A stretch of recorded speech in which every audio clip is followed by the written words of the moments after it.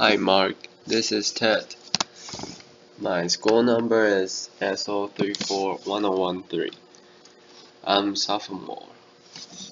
Today I'm going to read John Hardy, My Green School Dream. I grew up in a very small village in Canada, and I'm diagnosed dyslexic. I had a really hard time in school. In fact, my mother told me eventually that I was a little kid in the village who cried all the way to school. I ran away. I left when I was 25 years old to go to Bali. And there I met my incredible wife, Cynthia. And together, over 20 years, we built an amazing jewelry business. It was a fairy tale. And then we retired. Then she took me to see a film that I really didn't want to see. It ruined my life. Laughter. The Inconvenient Truth. And Mr. Gore. I have 4 kids, and even if part of what he says is true, they're not going to have the life that I had. And I decided at that moment that I would spend the rest of my life doing whatever I could to improve their possibilities. So here's the world, and here we are in Bali. It's a tiny little island, 60 miles by 90 miles. It has an intact Hindu culture. Cynthia, Cynthia and I were there. We had a wonderful life there, and we decided to do something unusual. We decided to give back locally. And here it is, it's called the Green School. I know it doesn't look like a school, but it's something we decided to do, and it is extremely green. The classrooms have no walls. The teacher is writing on a bamboo blackboard. The desks are not square. At Green School, the children are smiling, an unusual thing for school, especially for me. And we practice holism. And for me, it's just the idea that if this little girl graduates as a whole person, chances are she'll demand a whole world to live on. Our children spend 181 days going to school in a box. The people that built my school also built a prison, and 181 days going to school in ending same asylum out of the same materials. So if this gentleman had had a holistic education, would he be sitting there? Would he have had more possibilities in his life? The classrooms have natural light. They are beautiful. They are bamboo. The breeze passes through them. And when the natural breeze isn't enough, the kids deploy bubbles, but not the kind of bubbles you know. These bubbles are made from natural cotton and rubber from the rubber tree. So we basically turn the box into the bubble. And these kids know that painless climate control may not be part of their future. We pay the bill at the end of the month, but the people that are really going to pay the bill are our grandchildren. We have to teach the kids that the world is not indestructible. These kids did a little graffiti on their desks, and then they signed up for 2 extra courses. The first one was called sanding, and the second one was called rewaxing. But since that happened, they own those decks. They know they can control their world. We're on the green. We're not proud of it, but an amazing alternative energy company in Paris is taking us off the grid with solar. And this thing is the second vortex to be built in the world. In a 2.5 meter drop on a river, when the turbine drops in,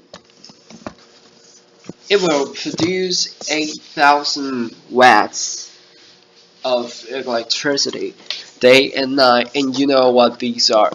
There's no way to flush, and as long as we're taking our waste and mixing it with a huge amount of water, you're all really smart. Just do the math. How many people times how much water? There's enough water. These are composed toilets, and nobody at the school wanted to know about them, especially the principal. And they work. People use them. People are okay. It's something you should think about doing. Not many things didn't work. The beautiful canvas and rubber skylights got eaten by the sun in 6 months. We had to replace them with recyclable plastic. The teachers dragged giant PVC whiteboard into the classrooms. So we had some good ideas. We took old automobile wine shelves, put paper behind them, and created the first alternative to the whiteboard. Green School sits in South Central Valley, and it's on 20 acres of rolling garden. There's an amazing river traveling through it, and you can see there how we managed to get across the river. I met a father the other day. He looked a little crazed. I said, "Welcome to Green School." He said, "I've been on an airplane for 24 hours. I asked him why. He said, "I had a dream once about the Green School, and I saw the picture of this Green School. I got on an airplane in August to bring my sons." This was a great thing, but more than that, people are building greenhouses around Green School so their kids can walk to school on the path. And people are bringing their green industries, hopefully their green restaurants, to the green school. It's becoming a community. It's becoming a green model. We had to look at everything. Not petrochemicals in the pavement. No pavement. These are volcanic stones laid by hand. There are no sidewalks. The sidewalks are gray. They flow when it rains, but they are green. This is the school Buffalo. He's planning to eat that things for dinner. All the fences at Green School are green. And when the kindergarten kids recently moved their gate, they found out the fence was made out of tapioca. They took the tapioca roots up to the kitchen, sliced them thinly and made delicious strips. Landscaping. We managed to keep the garden that was there running right up to the edge of each of the classrooms. We dropped them gently in. We made spaces for these guys who are Bella's last black pigs, and the school cow is trying to figure out how to replace the lawnmower on the playing field. These young ladies are living in a rice culture, but they know something that few people know in a rice culture. They know how to plant organic rice, they know how to look after it, they know how to harvest, and they know how to cook it. They're part of a rice cycle, and these skills will be valuable for them in the future. This young man is picking organic vegetables. We feed 400 people lunch every day, and it's not a normal lunch. There's no gas. Local Balinese women cook the food, and so does foreigners using secrets that only their grandmothers know. The food is incredible. Green School is the place for pioneers, local and global, and it's a kind of microcosm of the globalized world. The kids are from 25 countries. When I see them together, I know that they're working out how to live in the future. Green School is going into its third year with with 160 children. It's a school where you do learn reading, one of my favorites, writing, I was bad at it, arithmetic, But you also learn other things. You learn bamboo building, you practice ancient Balinese arts. This is called mud wrestling in the rice fields. The kids love it. The mothers aren't quite convinced. Laughter. We've done a lot of outrageous things in our lives, and we said, okay, local, what does local means? Local means that 20% of the population of the school has to be Balinese. And this was a really big commitment, and we were right. And people are coming forward from all over the world to support the Balinese Scholarship Fund, because these kids will be Balinese next green leaders. The teachers are as diverse as the student body. And the amazing thing is that volunteers are popping up. A man came from Java with a new kind of organic agriculture. A woman came from Africa with music, and together these volunteers, the teachers are deeply committed to creating a new generation of global green leaders. The Green School Effect. We don't know what it is. We need someone to come and study it. But what's happening are learning different kids dyslexic. We've renamed them palexic, are doing well in these beautiful, beautiful classrooms.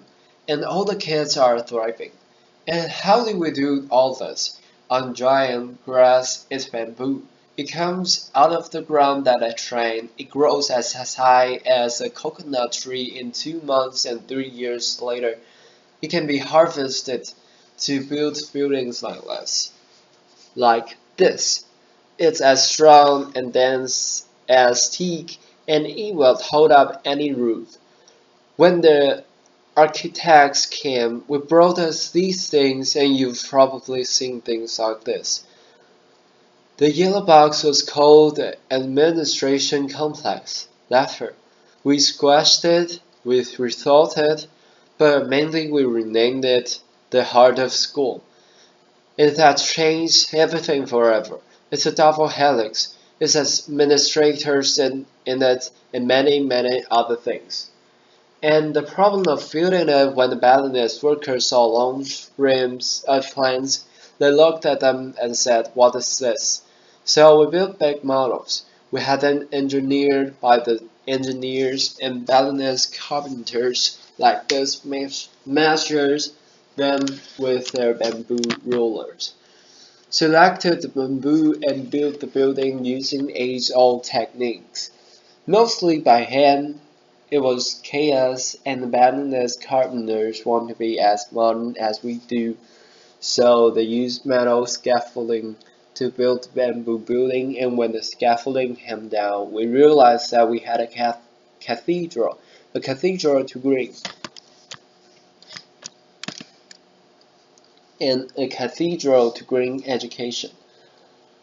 The heart of school has 7 kilometers of bamboo in it. From the time the foundations were finished, in 3 months it has roofs and floors.